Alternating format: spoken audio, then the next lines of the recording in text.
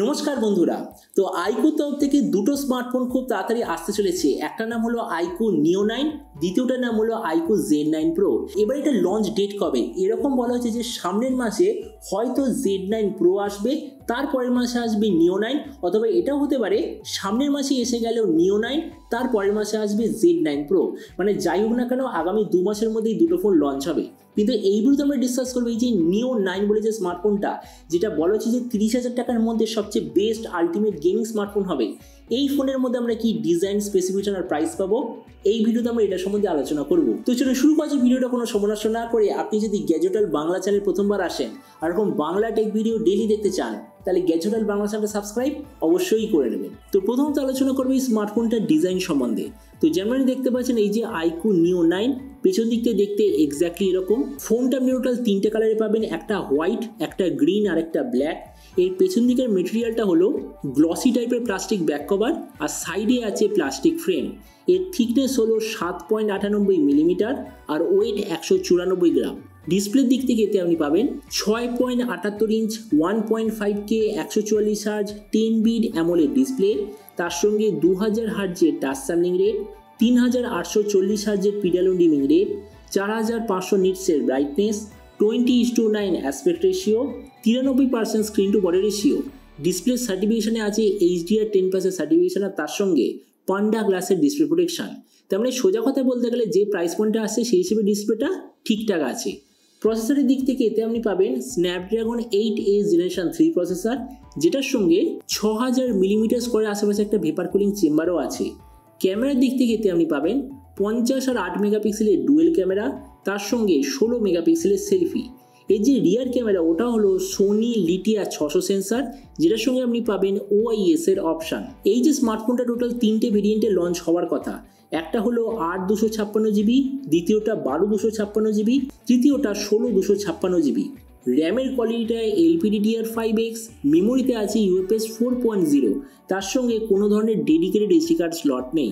ব্যাটারির দিক থেকে 6000 mAh ব্যাটারি, সঙ্গে 80 ওয়াটের চার্জার, আর কানেক্টিভিটি হলো USB Type-C। তো এবার এই স্মার্টফোনের বাকি কিছু ফিচার বলতে গেলে এতে আপনি পাবেন Android 14 out of the box, কোনো ধরনের 3.5mm জ্যাক নেই, dual speaker, under display fingerprint sensor, আর IP64 এর ওয়াটার অ্যান্ড ডাস্ট প্রোটেকশন। আর এর OS আপডেট স্যাটের দিক থেকে বলতে গেলে 3 বছরের মেজর OS আপডেট, 4 বছর সিকিউরিটি আপডেট পেয়ে যাবেন। তো এবার সবচেয়ে মেন জিনিস, ফোনটা কি দামে লঞ্চ হবে, কবে লঞ্চ হবে। দেখুন লঞ্চ ডেট আমি অলরেডি বলে দিয়েছি। প্রাইস সম্বন্ধে বলতে গেলে বলা হচ্ছে যে এই স্মার্টফোনটা ইন্ডিয়ান মার্কেটে লঞ্চ হওয়ার কথা 30,000 টাকার আশেপাশে, আর আপনাদের ভিডিওটা বাংলাদেশ থেকে দেখে থাকেন তো বাংলাদেশে লঞ্চ হওয়ার কথা 40,000 বাংলাদেশি টাকার আশেপাশে।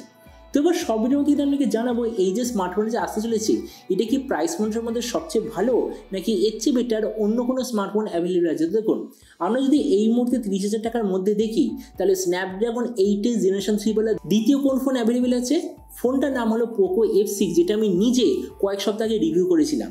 তো আমরা যদি পোকো F6 এর সঙ্গে তুলনা করি, প্রথমত ডিসপ্লে এদিক থেকে আমি বলবো আইকো বেটার, কেননা আইকোতে আপনি পাবেন আরটু বড় সাইজের ডিসপ্লে, আরটু বেশি ডিসপ্লে রিফ্রেশ রেট, আর তার সঙ্গে যে টাচ স্যাম্পলিং রেট বা বাকি যে রিফ্রেশ রেট সেটারও যে কম্বিনেশন সেটা পোকোর থেকে একটু বেশি। মানে আমরা এটা বলতে পারি গেমিং ফ্রেন্ডলি ডিসপ্লে হিসাবে আইকো একটু বেশি বেটার কম্পেয়ার টু পোকো। প্রসেসরের দিক থেকে দুটো ফোন এক্স্যাক্টলি সেম।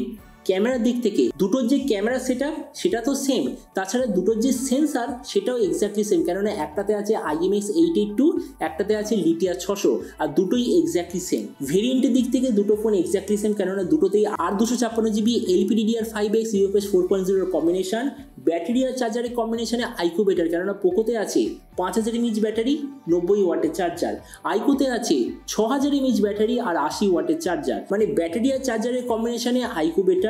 স্পিকার দুটো সেম, OS আপডেট দুটোর এক্স্যাক্টলি সেম। তেমন দেখুন ভিডিও লাস্ট আমি জাস্ট আপনাকে এটাই বলবো, এই যে আইকো তরফ থেকে নতুন ফোনটা যে আসতে চলেছে, আমার মতে মনে হয় যদি 30,000 টাকা আপনার বাজেট থাকে ইন্ডিয়ান টাকা অনুযায়ী, তাহলে নো ডাউট সবচেয়ে বেস্ট অলরাউন্ড গেমিং স্মার্টফোন হতে চলেছে, যেটা পোকো F6 এর থেকে একটু বেটার হবে। কেননা এটা মনে রাখবেন পোকোর থেকে আরো বেটার কোয়ালিটি গেমিং ডিসপ্লে, পোকোর থেকে আরটু বেটার কোয়ালিটি কুলিং সিস্টেম, কেননা এটা আপনি অবশ্যই জানবেন আইকোর যে কুলিং সিস্টেম সেটা সবসময় সবচেয়ে ভালো হয়, আর তাছাড়া পোকোর থেকে আরো বেটার কোয়ালিটি ব্যাটারি সিস্টেম আপনি দেখতে পাবেন। তো এবার আপনি যখন সবচেয়ে জানাবেন এই যে আইকুর নতুন ফোনটা যে আসতে চলেছে এটা স্পেসিফিকেশন দেখে আপনার কি মনে হয়, আর যে দামে এটা লঞ্চ হয়েছে তো সেই দামে আপনি কি এটা নিতে চান নাকি অন্য কোনো স্মার্টফোন আপনি চুজ করতে চান, এটা সম্বন্ধে নিচে কমেন্টে বলতে আমাকে একদমই ভুলবেন না। তো চলুন দেখা হবে আগামীকাল একটা টেক ভিডিওতে। Till then stay tuned, always remember, think positive, be positive. Thank you.